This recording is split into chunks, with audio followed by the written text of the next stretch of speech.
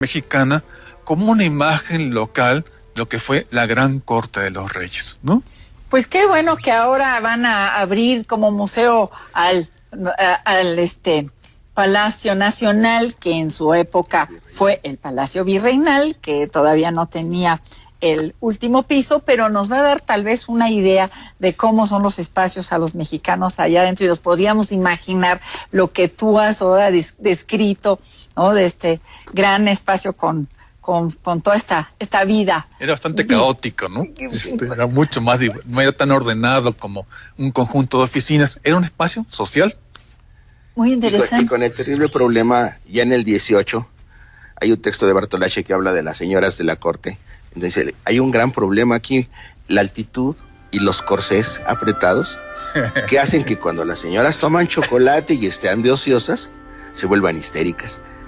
Y eso está marcado desde el siglo XVIII. Tú como médico, nos podrás decir que no era nada sano el tener esos corsés que te hacían una cinturita de avispa, pero que... Bueno, la parte buena que podría decirse es que tan apretados los ojos se les agrandaban. Pero se veían más bonitas todavía. Claro, pero sano de ninguna manera. ¿No? Y la observación de Bartolacci es muy interesante porque dice, el chocolate sí produce gases. Y los gases con el corsé es algo espantoso, se les mueve todo en el interior.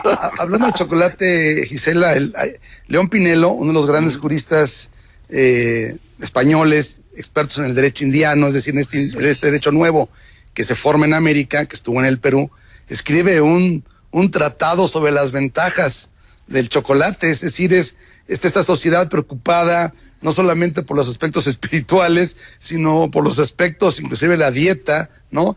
Es que América realmente provocó el ingenio y la imaginación de los europeos a un grado verdaderamente asombroso, ¿no? Fue tanto el colorido, la sociedad, las gentes, los colores de la piel, las costumbres, los usos de este mundo americano, que el europeo reaccionó de una manera, en estos inicios de la racionalización que se dan con Descartes, de una manera que no quedaba definido en el mundo antiguo y que provocaba nuevas conceptualizaciones, nuevas definiciones y nuevas supersticiones también. Sí. Ahora, en el terreno de lo religioso, el chocolate tiene otra situación muy particular. Se planteó y se ganó el que el chocolate no rompe el ayuno para comulgar, ni en los sacerdotes para decir misa. Claro. Bueno, porque era tan importante tomarlo, ¿no? Sí. Lástima que se ha perdido mucho esa costumbre. Hoy día en todos lados te ofrecen un café, pero en aquel entonces era obligado el chocolate, era obligado. Algunas monjas al entrar al convento hacían votos de abstinencia, etcétera, en donde se excluía el chocolate, se no entraba en los votos. Con una duda grande, porque también hay textos que decían que era afrodisíaco. Ah, bueno, entonces eso sí les ha de haber causado muchos problemas, ¿no? Sí. Pero bueno, esta corte virreinal también se hacían fiestas, se hacían bailes, ¿qué podemos decir de? Pues generalmente las fiestas, cuando no son religiosas, que ya lo habíamos tratado en algún otro programa, hay también las fiestas seculares, y esas fiestas seculares las marcan generalmente el nacimiento del primogénito del rey, o precisamente la entronización del nuevo monarca, o las bodas del príncipe heredero, o las bodas del rey cuando ha quedado viudo. Estas marcan también el tipo de fiestas seculares que se llegan a conocer y que también tienen, bueno, la entrada del virrey a la Nueva España es recibida con gran festividad.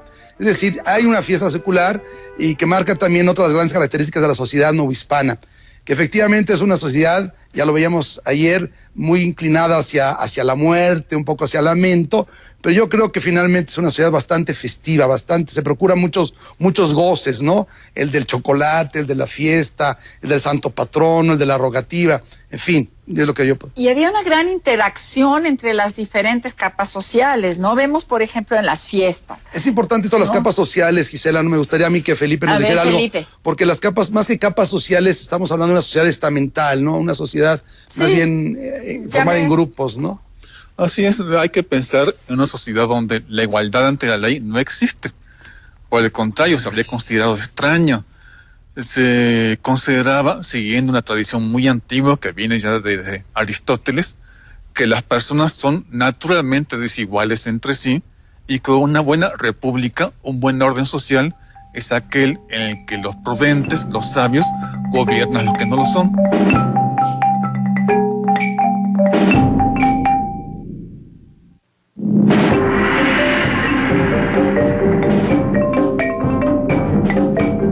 Así es, hay que pensar en una sociedad donde la igualdad ante la ley no existe. Por el contrario, se habría considerado extraño. Se consideraba, siguiendo una tradición muy antigua que viene ya desde Aristóteles, que las personas son naturalmente desiguales entre sí y que una buena república, un buen orden social, es aquel en el que los prudentes, los sabios, gobiernan los que no lo son. El orden social y político es naturalmente jerárquico y así debe ser. Se ve en todas las expresiones de la vida. Un español, y ser español tanto, naciendo en Sevilla como en Iztapalapa, podría ser muy pobre y de igual condición que un indígena o un mulato, pero por el hecho de ser español se sentía superior. El indígena a su vez decía, bueno, yo soy indígena, pero estoy especialmente protegido por las leyes. Se decía, es privilegiado el indio, aunque nos parezca extraño, y defendía sus derechos y defendía su condición de persona que debía ser especialmente protegido por la autoridad y las leyes. Se manifiesta muy bien en las procesiones y en las fiestas, donde por un lado todos participan, es un ritual, digamos, de unión social, de solidaridad, pero a la vez se marcan muy bien las jerarquías. Totalmente. Sí. Por ejemplo, en los toros había realmente problemas cuando no se respetaban los lugares de ciertos funcionarios. Eso implicaba una demanda, implicaba toda una problemática, ¿no? Es una sociedad de privilegios, Gisela. La sociedad nueva hispana es una sociedad de privilegios que se nota. Nosotros que hemos estudiado los pleitos judiciales de la Nueva España referidos a los grandes propietarios, muchos de los grandes pleitos que se encuentran en los archivos judiciales coloniales son archivos por problemas de precedencia. ¿Qué significa? A mí me tocaba este lugar y lo ocupaste sin pedirme permiso. Y entonces me pusiste más a la derecha, perdóname, yo voy más a la izquierda, estoy más junto al virrey y me has desplazado. La precedencia es fundamental. O yo voy primero en la procesión y no atrás, o en qué lugar voy de la procesión. Y si nos vemos como sociedad actual, todavía nuestra sociedad es muy sociedad de precedencias. ¿Quién sale en la foto? ¿Y quién no sale en la foto? Claro. Es decir, ¿por qué? Porque somos una sociedad, es una sociedad de representaciones hacia afuera, de plazas, de una sociedad que festina lo público. Pero yo creo que también es una manera de hacer público el poder, ¿no? El lugar que ocupas en la sociedad, ¿no? Un indio no se podía vestir como un español, ¿no? Ni usar el sombrero. Ni siquiera. Hay un caso ni usar caballo. Ni usar caballo. Hay casos de excepción. Encontramos en un documento en el Archivo General de la Nación, en donde don Antonio de Mendoza autoriza al médico, a Martín de la Cruz, médico indígena, y lo autoriza a usar caballo, a usar pantalón a la española y a usar sombrero. Y luego hasta lo autorizan a llevar ballesta y dice, y a usarla, porque como médico tiene que salir a lugares que no son seguros. Una cosa nada más es llevarla y otra es usarla. Hay que llevarla, se puede llevar, pero usarla es otro asunto. Es otro asunto. Y es que esto una sociedad de privilegios te lleva a una sociedad de excepciones. Claro. Y efectivamente, los privilegios están enmarcados, acartonados. Pero si pagas, o si me convences, te dispenso. Y hay la excepción. Entonces, es una sociedad acostumbrada a exceptuar la norma general para los casos concretos. Por eso, con lo cual se constituyen nuevos privilegios. Claro. Incluso, bueno, la cortesía llega a explicitarse en normas jurídicas. Se especifica quién debe hacer determinada cosa, quién puede ingresar, cómo debe de recibirse. Y también hay que tener en cuenta que la diversidad regional novohispana, uno puede ver la diferencia que hay